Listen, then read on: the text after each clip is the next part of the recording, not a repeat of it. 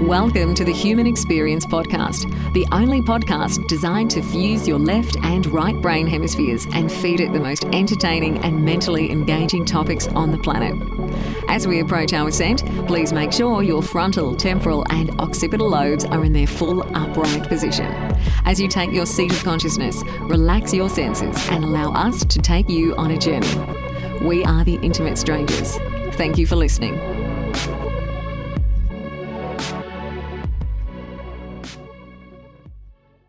The Human Experience is in session. My guest tonight is Mr. Zane Claes. Zane, welcome to HXP. Thank you very much. I'm glad to be here. So Zane, your book is called The Joy of Craft. Can you just walk us through a little bit of your background, how you got to writing this book? Sure. I studied video game design and a little bit of neuroscience in college because I was very interested in attempting to essentially bring entertainment and education together and really create products that made just an enjoyable experience for people. But I found that the more and more I worked on these things, the more I enjoyed the process rather than the outcome. I wasn't so concerned with how many people downloaded or played my games or used my software, but I just really enjoyed actually building them. And even one person was enough to make it worthwhile for me. And I was really fascinated by that concept. Like, why was that process so interesting and so valuable for me? And I started diving into the psychology and neuroscience of how that works and what the science has to tell us about how we engage in the arts of creativity, the craftsmanship behind building things, and found that ultimately a focus on outcome is somewhat detrimental to the process itself and paradoxically can actually hurt the results. Yeah, that seems like a really wise standpoint to kind of approach your career and what you're doing. So, video games are often viewed as kind of time wasters by mainstream media, but you developed a game called, or you created a game called Forever Maze, which is designed to help people battle depression. Can you tell us about Forever Maze and how you feel it counteracts depression? Sure. It's just one of many different little experiments I do with video game design for social good. I've mostly focused on games around learning, but this was a little bit into a different realm. As you said, it's about battling depression. I somewhat got the idea from Jane McGonigal's work, who has written books like Reality is Broken. And she's talked about this sort of using video games for unexpected and unusual ways of improving the human experience. So there's lots of different examples that we studied in my university at USC of, for example, the US government using games to help soldiers that are going to or coming back from the battlefield, such as with PTSD and things of that nature. Right. But there's many different ways that you can apply video games to elicit responses in people that kind of go deeper than any sort of explicit training program. So Forever Maze, while I wasn't trying to create any sort of clinical treatment for depression, but rather kind of create an allegory for what it feels like to be depressed, having met friends and met people who have gone through that experience. In the game, you are in this endless world where each of the 4 tiles in the world are an emotion. They form a maze, and as you explore, you have to keep these 4 emotions in balance, and you're being chased by depression at the same time, the antagonist. And your objective, I should say, is to reach one of your friends. So your friends who play the game are actually scattered around the map, and when you reach one of them, you progress to the next level. So the whole thing's just essentially the notion of building a bridge to your friends through the emotions that you have and keeping them in check and keeping an eye on them. Because we know that when you have a mind for your emotional state, mindfulness, as we would say, right, that you are able to essentially keep them balanced. You're able to maintain a healthier emotional state. Yeah, that's fascinating. I mean, there's an aspect of Forever Maze where you kind of show the benefit of social community in this way by finding your friends. How did you use this game to rely on community? Well, I'm very fascinated by the notion of communities in games in general. I started myself playing online games like MMORPGs, the predecessors to World of Warcraft in my youth. And I found they really changed the direction of my life in a very positive way. I found there to be a community waiting for me in this online world that broke me out of my shell as a rather introverted young child and ultimately helped me develop into a much more, socially aware, socially adept person as an adult. And Forever Maze is, as I said, a small experiment into this. It's not the large, rich world that you would see in an MMORPG, but it's trying to tap into that same idea of using games and using the online space to make you realize that there are other people out there and get you out of the room, if only in a sort of projected way.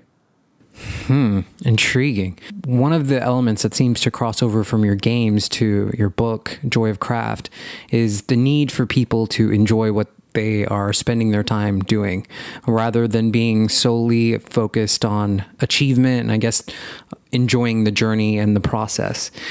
And in your book, you talk about Hedonic Treadmill. Yeah. How does that affect the way you see modern society? And can you define Hedonic Treadmill for us, please? Sure. Yeah. The Hedonic Treadmill is, you might think of it as keeping up with the Joneses. It's this psychological experience that a lot of us have of wanting something more than what we get. Whenever you get something, you want the next thing and the next thing and the next thing. There's never an end to it. You get that fast car and you want a faster car. You get whatever you get never actually satisfies you.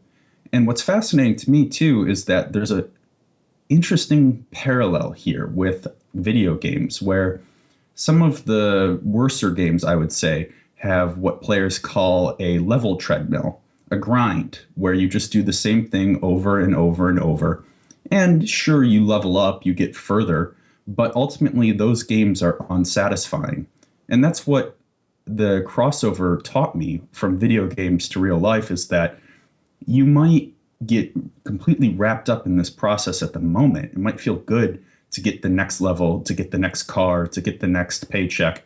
But ultimately, you're just going to look for the next one and the next one. And if you keep thinking that the next one is going to solve your problems, if you believe that there's some answer that exists beyond the horizon, and if you don't stop to actually enjoy where you're at, then you're never actually going to be satisfied.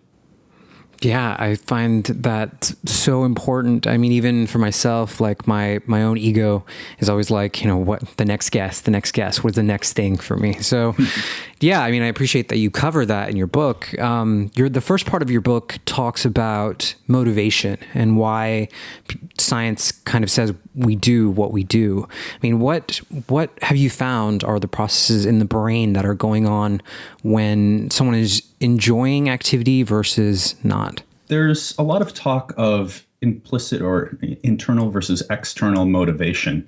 This notion that, you're either motivated by something that you find implicitly enjoyable or motivated by some extrinsic factor like money or rewards. Now, it's pretty easy to create a line and say like, oh, internal motivation's good and external motivation's bad. Like that's our initial reaction. But once you start diving deeper into it, you start realizing that it's not quite that clear cut. So the study that I actually opened the book with is one of my favorites about the process of drawing. What the study does is to start by having children just draw and essentially see how long they do it and how much they enjoy it. And then in the other groups of the study, they actually start introducing rewards. So you might give chocolate to that child for drawing. Again, this doesn't seem to change much. Like chocolate, great. Kids love chocolate. They're going to keep drawing. They're going to keep enjoying it. So now we've got the implicit reward or the intrinsic reward. of enjoying the drawing and the extrinsic reward of the chocolate. But here's where it gets interesting. If you tell the person how much extrinsic reward you're going to give them beforehand, then they actually end up drawing for shorter periods of time and producing worse work as judged by, external judges. So, it's the same people, it's the same enjoyable process. And yet once you start conflating those two, once you start mixing the internal and external, then you end up in this weird state where it seems to detract from the overall process. And that really stuck with me when I read that study. That was kind of the genesis of the book right there was, how can you enjoy something if the very act of being monetarily or extrinsically rewarded from it starts to detract from your intrinsic enjoyment? Right. So that's what I tried to get at the heart of in the book. Yeah, I mean, it's amazing that you are kind of touching on this. This is the first book that you've written, right? It is, yeah. Yeah, it's amazing that who would you say are your influences? I mean, how did you get to writing a book like this? Oh, wow. I've always wanted to write a book. I've written many, you asked if it was the first book I've written. It's the first book that I've published. felt qualified to show the world. I think, every author's got a few of them, at least a few sitting in a shelf somewhere that hopefully will never see the light of day. Right. But that said, I certainly appreciated the style of Malcolm Gladwell, for example, simply because he was able to bring science to the masses.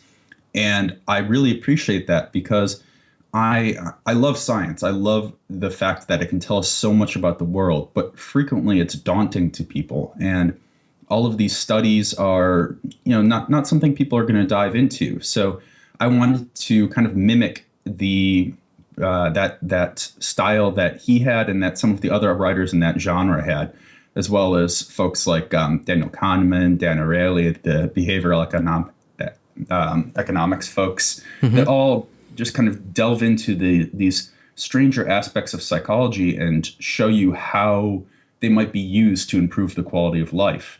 So the book has something like 200 citations in it from a wide variety of different sources, but I tried to keep it very readable, keep the flow moving, and not linger on any particular science, except as to say, yeah, there's data to support this.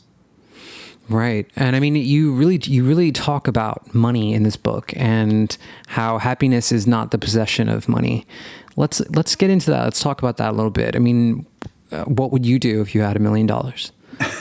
Right. The Office Space question, or that's how I think of it. If you've seen the movie Office Space, or any guidance counselor really asks that in high school. For me, I realized that the answer to that question is that I would just keep building things. I might approach it slightly differently. I might live somewhere slightly more exotic than I do, but I would very much just keep building the things I'm interested in building, namely video games and software that are meant to impact social good, and keep writing as well. Yeah.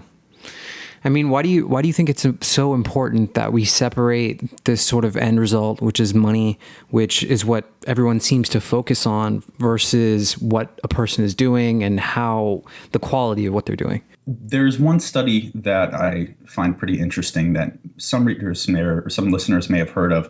It's about lotteries. And one of the key findings of this study, just to summarize very briefly, is that about a year after winning a lottery, most people's happiness returns to a baseline level, about the same point that they were at before winning the lottery. So what that seems to say to me is that money is something of a multiplier. It might make you go someplace faster. It might give you the resources to get there, but it's nothing more than a resource. It doesn't change your internal emotional state. So if you think of money as something that is actually going to impact or have any sort of change on your internal state, then you're really ascribing values to it that it doesn't have. You have to change that yourself. Mm-hmm. And money, I'm not saying that money is an evil thing. In fact, there's that, the quotation about money being the root of all evil. Well, that's actually a partial quotation. It's the pursuit of money to the exclusion of all else is the root of all evil. So it's not the fact that money is something that is by itself intrinsically bad. It's simply the fact that it's a tool. It's something that we can use to get somewhere. And as long as you respect it for that value that it does have, but don't give it powers or, inflate it with something that it can't do, Right. then it's still useful. I mean, how important do you think time management is to all of this? It seems like discipline is a really huge thing for you. So do you have any time management tricks that you could share with us? Yeah. I certainly, I would certainly agree with that statement that I'm very much a disciplined or regimented person. I think my friends would say as much as well. But actually, the first thing I would say is don't get too stressed about it. That's actually something that I struggle with, is kind of fighting the opposite end of the spectrum, like being so obsessed with doing things and accomplishing things that I have to remind myself to slow down and stop and smell the roses sometimes. But you ask for tips and tricks. So I think that simply having a routine is a really good start. Knowing the things that make you happy, not the things that other people tell you make you happy, but the things that you actually genuinely enjoy. I think of things like going out to the bar, getting drunk, stuff like that. And if for some people those may be enjoyable, but I think for a lot of us, a drink with friends is pleasant. 7 drinks and waking up hungover is really not a very pleasant experience. And so if you can keep your eye on the big picture there and think about, what is it that ultimately I want, then it becomes much easier to, to keep yourself focused on the things that really do make you happy. And I think you have to acknowledge first that a lot of the times what other people, I'm not saying people explicitly tell you this will make you happy, but society kind of implies it to us that, oh, you're supposed to be out drinking. You're supposed to be, doing these things that it's okay to say that that's not what you want. It's okay to pursue something different in your life. And, I would certainly tack on other things like meditation and exercise. There's so much science to back up all of these different practices and support the notion that they can actually just improve your overall quality of life. I mean, the adrenaline and endorphins from exercise can actually end up giving you more energy throughout the day, kind of paradoxically, despite the fact that it seems like, exercise would wear you out. Or meditation is I like to think of it like a weight training for your brain. It's a mental bicep curl to help improve your focus and improve perhaps other things too, like empathy or happiness. So all of these things can just contribute to an overall more enjoyable life. Yeah, man. And that kind of leads into my next question. I was going to ask, there's a part in your book, which is an intrinsic part, I thought, in your book, which was how the reader can kind of adjust course and direct themselves to a more joyful life. You explain this by a way of a number of character archetypes and various virtues and vices that a person might have or the characters might have. What are some of these archetypes, and what is the sort of core message that you're trying to get across in this section of the book? Sure, yeah. The first half of the book is much more analytical and much more scientific, but as you pointed out, the second half is each chapter is an archetype of some persona. So what I was trying to do there was understand the different approaches that different people take towards life, or the different directions that the world can lead us, and kind of put myself in the shoes of that sort of person. So one that jumps to mind is the rock star. It's one of the archetypes in the book. And once I thought about it, like, would I really have wanted to be a child star, like a child actor, or someone who had that sort of early success very early on? Mm-hmm. And the more I thought about it, the more the answer was no, because it creates this kind of distorted sense of the world when your very first attempt at anything was a wild success. Like, how do you know that anything you do after that is good? Everybody could be a sycophant. You have no idea. Yeah. So, like, I had to sit down and ask myself, honestly, would I want that? No. So that's kind of what I do, go through each of these character types. I mean, I also look at stuff like the scientist. That's one, or the engineer is one that I personally relate with a lot, being a computer programmer myself. And, there's a certain virtue and a certain vice to each of these. The engineer is very analytical, but sometimes exceedingly so, sometimes to the exclusion of some of the kind of more human and beautiful sides of the world. You talk about the pursuit of novel experiences at the heart of living an enjoyable life. And you talk a lot about sort of novelty, and I mean, you do this on your blog. I mean, why do you think that this type of learning is so important? Why is it so significant to sort of learn in this way on a neuroscientific level? Sure. Yeah. So what neuroscience has to tell us about learning is that when you practice, the introduction of novel stimuli is extraordinarily important. Now, the reason for this is that, let's imagine that your different memories are like, say, different cities, and you are a planner of highways. Now, one approach to connect the different cities would be to build one highway from city A to city B, then another highway from city B to city C, and one connection between each, like that. And that would work. People would be able to get between every city. However, you would be constrained by each of those roads. And you could keep building bigger and bigger roads, but if you wanted to get from city C back to city A, it'd actually be kind of difficult. Much more, like, imagine if the three of them are in a triangle. It'd be much easier if you just had a road from city C to city A. So imagine now that each of those cities are neurons in your brain, and each of those neurons represent a memory. So the point being that the more connections there are in different directions from the different ideas to each other, the easier it is to get from any one place to another. So that's kind of a simplified way of thinking about it. But the point is that in learning theory, we talk a lot about transfer, which is the ability to take what you're learning from the context in which you learn it into another context.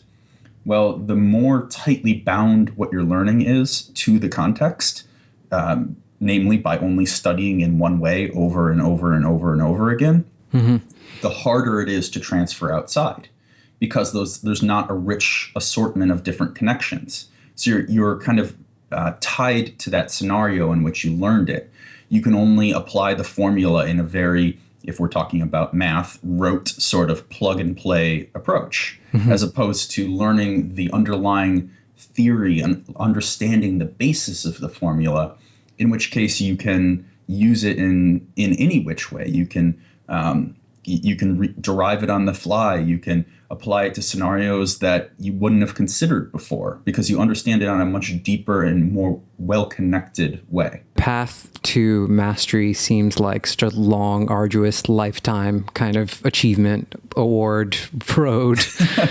Yeah. I mean, that's why when I found your book, it seemed like such a relief kind of reading it, as opposed to some of the other books that I've read. But is there any specific one thing that you would kind of relay to the people listening or some of your readers, something that you use that has benefited you? Well, thank you very much for that. I appreciate you saying that. It's the one takeaway for the book for me is that there's wisdom in that statement that the journey is more important than the destination. But the way you approach that is going to be different for every person. And what that means is that each of our roads throughout life are going to vary wildly, and you can't use somebody else's path as your signposts. Like, you can't compare yourself to another person and say that is what's good and that is what's bad. The only person you can compare yourself to is yourself. And if you're doing that, not in a self-critical, not in a, I need to push myself harder, faster, stronger sort of way, but just in a, am I being honest? Am I being true to my own experience? Am I doing the things that make the world what I want it to be? And as long as you're being honest to that, then who's anybody else to say whether your life is good or bad? Yeah. Yeah. It's so important to kind of self-actualize all of this. And you've online, you have a skill cookbook.